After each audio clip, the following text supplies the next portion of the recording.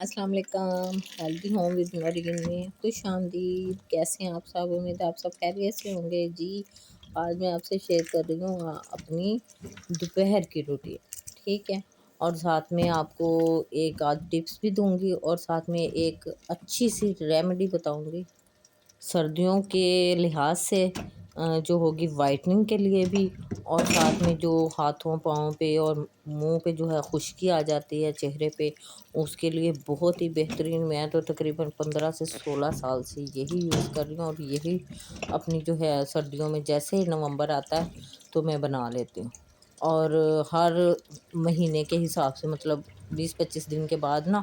میں تازہ بنا لیتی ہوں، ٹھیک ہے، اس کو بھی ساتھ میں شیئر کروں گی، ٹھیک ہے۔ اور ساتھ آج میں نے لیا تھا فروٹ باہر سے، تو میں نے سوچا چلیں آپ لوگوں کو دکھاتی چلوں۔ دکھانے کا مطلب یہ ہے کہ ہمیشہ فروٹ کو جو ہے نا دھو کے استعمال کریں، اور دھو کے نا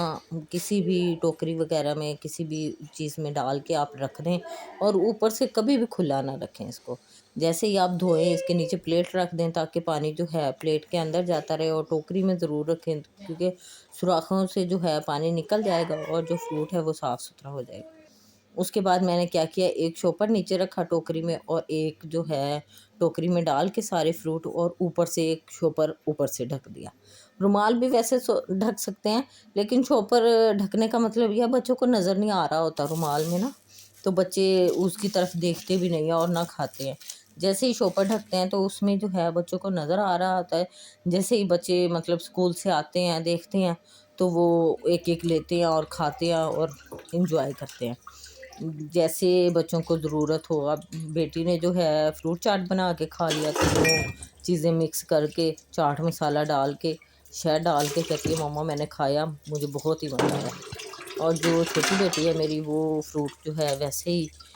کھانا زیادہ پسند کرتی ہے، نہ وہ کٹنگ کروا کے کھاتی ہے اور نہ ہی جو ہے مسالے وغیرہ لگاتی ہے۔ بس اس کو ایک آدھ پکڑا دو امرود یا ایپل، آرام سے وہ کھاتی رہتی ہے، ٹھیک ہے۔ اللہ نظر بد سے بچائے بچوں کو۔ اور دوسرا یہ کہ دیتے رہا کریں بچوں کو فروٹ ہوں، ویجیٹیبلز ہوں کھانے میں، تھوڑا تھوڑا کر کے بھی آپ دیں تو بچے کھانا شروع کر دیتے ہیں، سٹارٹ کر دیتے ہیں، ٹھیک ہے۔ اور یہ 11 بجے کا تقریباً 11:30 بجے کا ٹائم تھا، 12 بجے کا فروٹ دھو کے میں نے ایک سائڈ پہ رکھ دیے، ٹھیک ہے۔ آٹا گوندھ کے روٹی بنا لی تھی۔ اب میں نے بنایا تھا ساگ، اس کو تڑکا لگانا تھا، اور ساتھ میں برتن جو پڑے تھے میں نے کہا چلو وہ واش کر لو، کیونکہ کھانے کے بعد جو برتن ہوں گے چلو وہ بعد میں پھر بیٹی بھی دھو لے گی۔ یہ دیکھیے ہم دن میں تقریباً میرے کوئی 7 سے 8 دفعہ برتن دھلتی ہوں، جس میں سے 5-6 دفعہ میں دھوتی ہوں، ایک دفعہ بیٹی دھو لیتی ہے، ایک دفعہ بہو دھو لیتی ہے، تو آرام سے سب کے ہاتھ یوز ہوتے ہیں نا جو ہے پانی میں بھی۔ حالانکہ پانی جو ہے گرم آ رہا ہوتا ہے، لیکن پھر بھی ہاتھ جو ہے نا سب سے زیادہ ڈیمیج ہوتے ہیں اس چیز سے، ٹھنڈے پانی سے، کبھی گرم پانی سے، تو ہاتھوں پہ خشکی بہت جلدی آ جاتی ہے۔ جتنا مرضی آپ آئلی کر لیں، جتنا مرضی گریسی کر لیں، گریس لگا لیں، یا آپ جو ہے گریسلین لگا لیں اکیلی، یا جو ہے وہ پیٹرولیم جو جیلی جو ہوتی ہے وہ لگا لیں، کسی چیز سے جو ہے اتنا فرق نہیں پڑتا جتنا جو آج میں ریمیڈی بتاؤں گی اس سے فرق پڑتا ہے۔ آپ 8 سے 10 دن استعمال کر کے دیکھیں تو مجھے میسیج ضرور کریں گے کہ ہاں جی واقعی آپ نے کوئی ریمیڈی بتائی ہے، ٹھیک ہے۔ تو بتانے کا مقصد یہی ہے کہ اس کو پراپر اسی طریقے سے بنانا ہے جس طریقے سے میں بتاؤں گی آپ لوگوں کو، ٹھیک ہے۔ ہاتھ پاؤں آپ کو پتہ برتن دھونے سے بہت ہی ڈیمیج ہوتے ہیں، جیسے ہم پتیلیاں مانج رہے ہوتے ہیں اور سنک دھو رہے ہوتے ہیں،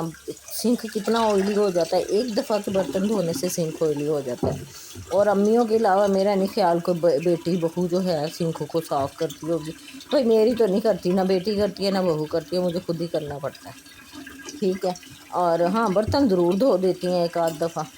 تو یہ بہت آئلی ہو جاتا ہے، اس کے لیے میں نے علیحدہ سے جو کچا ہے وہ رکھا ہوا ہے، اس کو میں یا تو وہ کالا تیل جو میں نے پانی میں ڈال کے رکھا وہ لگاتی ہوں، یا پھر صابن جو ہوتی ہے، صابن کا جو پانی ہوتا ہے وہ لگا کے اچھے سے جو ہے سنک کے جو ارد گرد جو لگا ہوتا ہے گریس پن لگی ہوتی ہے وہ اور جو اس کی جالیاں ہوتی ہیں وہ ان کو اچھے سے دھوتی ہوں، اس کے بعد پانی سے صاف کرتی ہوں، ماشاءاللہ سے جو ہے صاف ہو جاتا ہے۔ اور ایک اور ٹپ دیتی چلوں، جو بھی برتنوں میں کھانا بچا ہوتا ہے، جیسے کہ پلیٹس میں اکثر چاول تھوڑے بہت رہ جاتے ہیں، ہڈیاں رہ جاتی ہیں، اور جو ہے روٹی کے باریک باریک پیس رہ جاتے ہیں، عموماً کہ چائے کی پتی بھی جو رہ جاتی ہے اس کو کبھی بھی آپ سنک میں نہ گرائیں، ٹھیک ہے؟ کیونکہ ایک تو سنک کے جو ہیں وہ پائپ بند ہو جاتے ہیں، گریسی ہو جاتے ہیں زیادہ، وہ میں علیحدہ سے ایک پلیٹ یا کٹوری یا کولی جو بھی کہتے ہیں وہ رکھ لیتی ہوں، اس میں صبح سے شام تک اکٹھا کر جاتی ہوں، اور شام کو جیسے ہی میں باسکٹ کا کوڑا لے کے جاتی ہوں باہر والی باسکٹ میں ڈالنے کے لیے، تو وہ پلیٹ جو ہے کچرے والی وہ بھی میں اٹھا کے لے جاتی ہوں، اور اس کو میں کہیں سائڈ پہ جو ہے رکھ دیتی ہوں، گرا دیتی ہوں، مطلب ایک سائڈ پہ رکھ دیتی ہوں تاکہ جو ہے یہ کچرا کیڑیوں کے، چونٹیوں کے اور کیڑے مکوڑوں کے کام آ جائے۔ اور ایسا ہی ہوتا ہے، جب میں اگلے دن دیکھتی ہوں نا تو وہاں سے کیڑے مکوڑے جو ہیں اپنے خوراک پورا کر رہے ہوتے ہیں،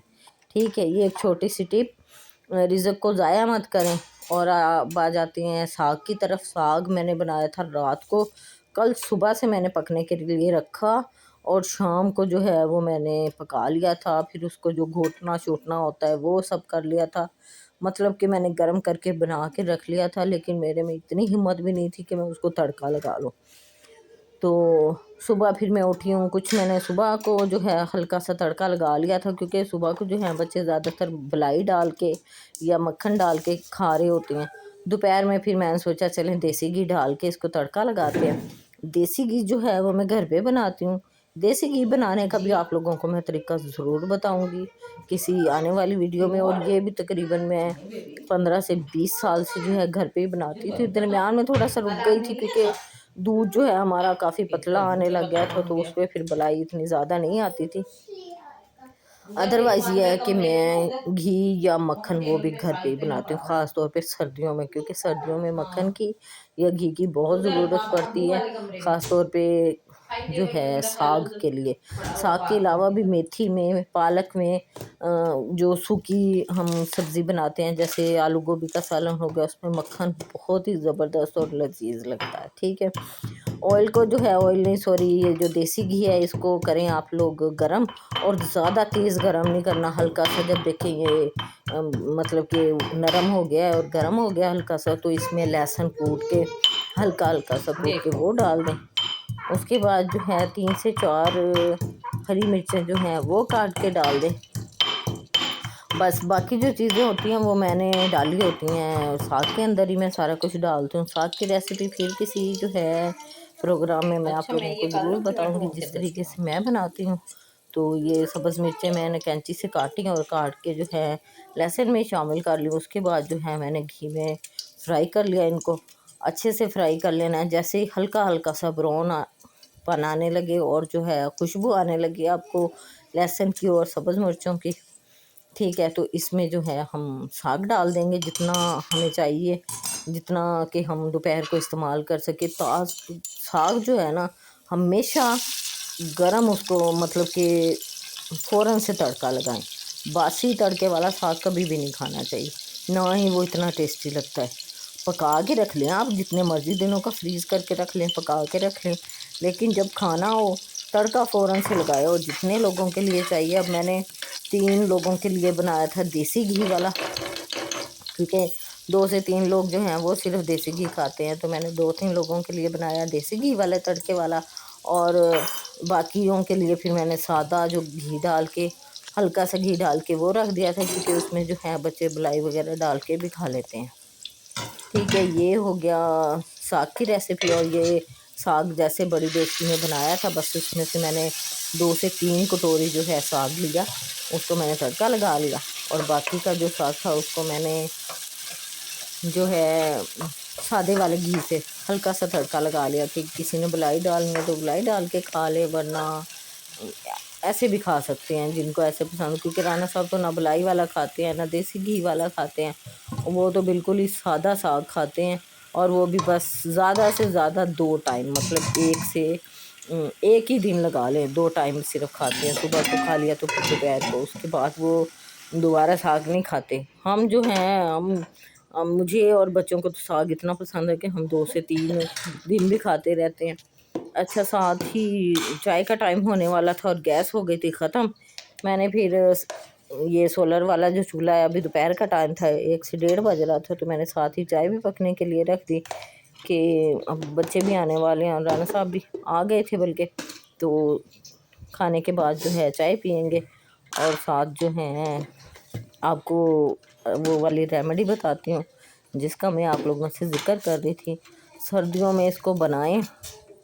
اپنے بچوں کو، خاص طور پہ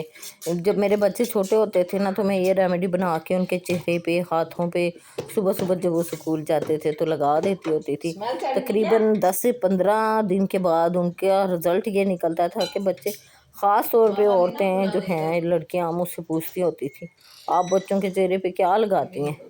اتنا جو ہے چہرہ جو ہے وہ صاف ہو جاتا ہے، اور یقین جانے ایسا پنک پنک سی گال ہو جاتے ہیں نا اسے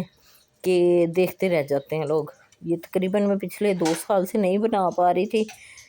کچھ بس